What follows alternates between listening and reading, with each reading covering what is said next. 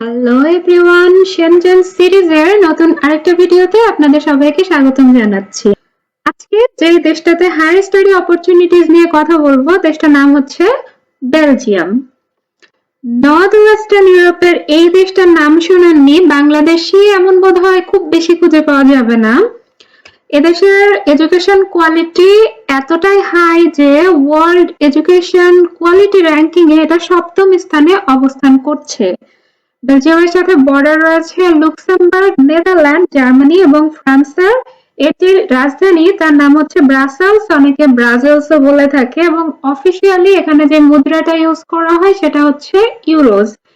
English ভাষার পাশাপাশি এখানে কিন্তু ডাচ, জার্মান এবং ফ্রেঞ্চ ল্যাঙ্গুয়েজটাও সমানভাবে জনপ্রিয়। তো বেলজিয়ামকে যে হায়ার স্টাডি ডেস্টিনেশন হিসেবে চুজ করবেন, কোন কোন ফ্যাক্টর গুলোর কারণে আপনারা চুজ করবেন সেদিকে একটু আলোকপাত করছি। আগেই বললাম এখানকার এডুকেশন কোয়ালিটি অত্যন্ত হাই, এবং এখানে ইন্টারন্যাশনাল স্টুডেন্টদের জন্য লিস্টেড ইউনিভার্সিটি যে আছে তার সংখ্যা হচ্ছে 27টি, এবং এই 27টা ইউনিভার্সিটির মধ্যে 4টা ইউনিভার্সিটি কিন্তু টপ 200 এর মধ্যে র্যাঙ্ক করছে। আর সর্বমোট এখানে 385টা ইংলিশ বেসড প্রোগ্রাম কিন্তু অফার করা হয়ে থাকে ইন্টারন্যাশনাল স্টুডেন্টদের জন্য। আর এখানে যে ইয়ার গ্যাপটা অ্যাকসেপ্ট করা হয় সেটা হচ্ছে ব্যাচেলরের ক্ষেত্রে 3 থেকে 4 বছর, আর মাস্টার্স এর স্টুডেন্টদের জন্য 5 বছর পর্যন্ত। তবে মাস্টার্স এর ক্ষেত্রে একটু কিন্তু আছে, কেউ যদি এই ইয়ার গ্যাপের মধ্যে ফুল টাইম কোনো জব করেন এবং তার প্রুফ দেখাতে পারেন, সেক্ষেত্রে কিন্তু 5 বছরের থেকে অনেক বেশি ইয়ার গ্যাপও কিন্তু অ্যাকসেপ্ট, তাহলে কিন্তু 5 বছরের থেকে অনেক বেশি ইয়ার গ্যাপ থাকলেও অ্যাকসেপ্ট করে নিবে। আর last but not the least, ইউরোপের বেশিরভাগ দেশে যে 12 ইয়ার্স স্টাডি এক্সপেরিয়েন্স নিয়ে একটা সমস্যা আছে, যে ওরা 13 বছরের একটা স্টাডি এক্সপেরিয়েন্স চায়। এখানে কিন্তু সেই প্রবলেমটা নাই। এখানে ব্যাচেলরে ভর্তির জন্য মিনিমাম যে স্টাডি এক্সপেরিয়েন্স দেখাতে বলে সেটা 12 বছর। তার মানে বাংলাদেশে কেউ যদি এইচএসসি শেষ করার পরে এখানে ব্যাচেলরের জন্য চেষ্টা করতে চান তাহলে চেষ্টা করতে পারেন।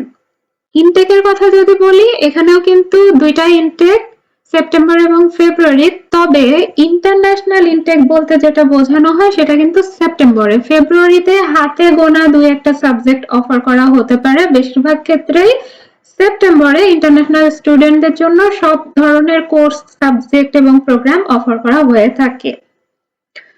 তো রিকোয়ারমেন্টের দিকে যদি আমি আলোকপাত করতে চাই, সেক্ষেত্রে ব্যাচেলরের জন্য মিনিমাম সিজিপিএ 3 এবং মাস্টার্স এর জন্য 2.50 নির্ধারণ করা আছে।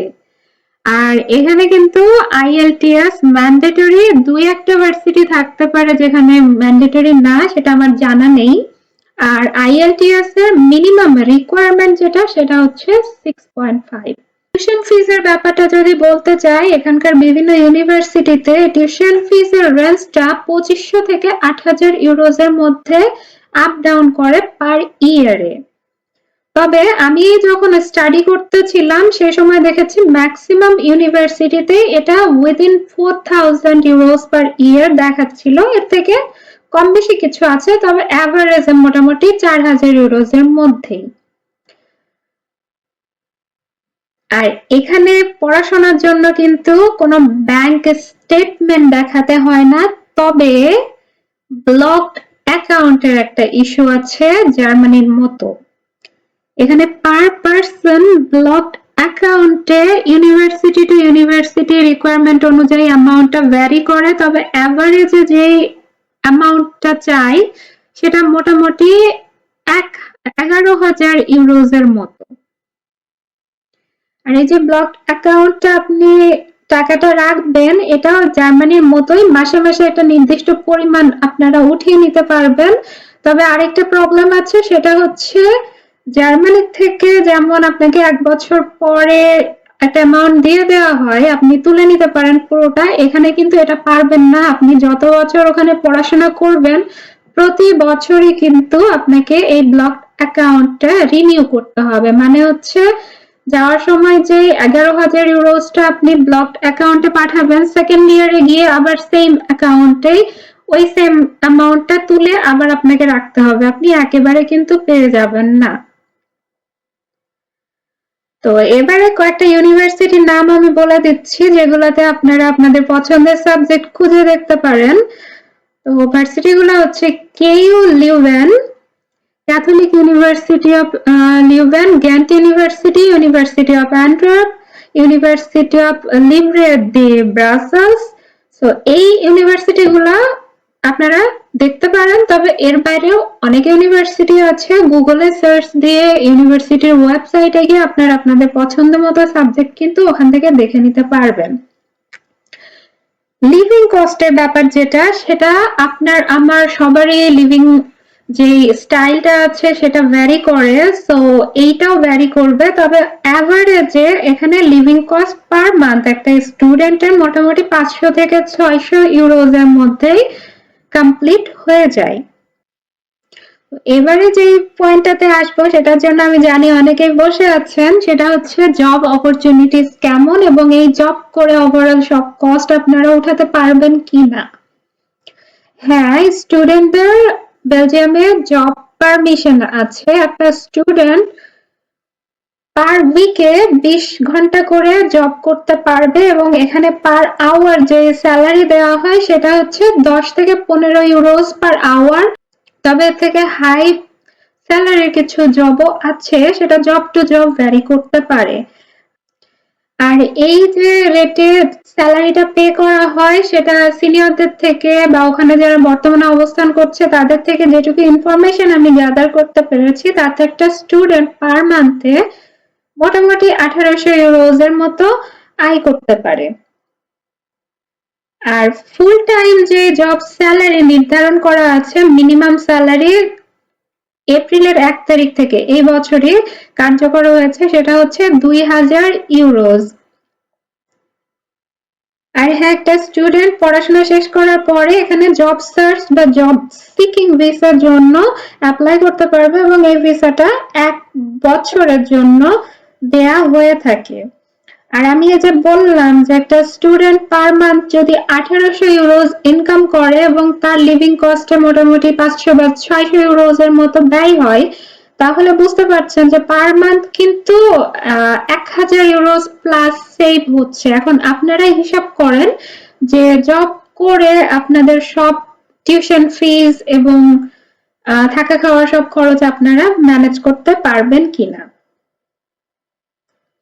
নেক্সট যেটা সেটা হচ্ছে পিআর।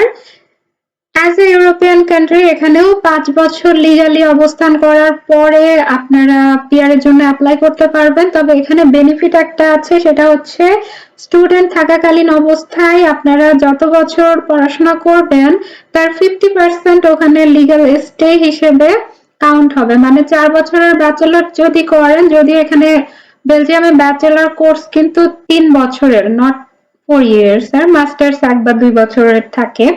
তো যদি 2 বছরের একটা কোর্স করেন সেই ক্ষেত্রে আপনার এখানে লিগ্যাল স্টে কাউন্ট হবে 1 বছর। আর স্পাউস ভিসার ক্ষেত্রে অ্যাজ এ স্টুডেন্ট স্পাউস নেওয়া যাবে, তবে এখানে অনেক শর্ত আছে। এই শর্তগুলা মেনে আপনাকে স্পাউস আনার জন্য আপনি অ্যাপ্লাই করতে পারবেন। আর অন্য অনেক ইউরোপিয়ান দেশের মতোই বাংলাদেশে বেলজিয়ামের এমবাসি নেই। লং টার্ম ভিসার জন্য আপনাকে ইন্ডিয়াতে নিউ দিল্লিতে অবস্থিত বেলজিয়াম এমবাসিতে অ্যাপ্লাই করতে হবে এবং ভিসা অ্যাপ্লিকেশন যে ফিস সেটা 180 ইউরো। তো এই গেল আমার পক্ষ থেকে বেলজিয়ামের স্টাডি অপরচুনিটিস নিয়ে খুঁটিনাটি কথাবার্তা। আমি নিজে কখনো বেলজিয়ামে থাকিনি বা ওখানে কখনো যাওয়া হয়নি, সো আমার শেয়ার করা ইনফরমেশনে কিছু ভুল ভ্রান্তি থাকতে পারে, সেটা ক্ষমা সুন্দর দৃষ্টিতে দেখবেন।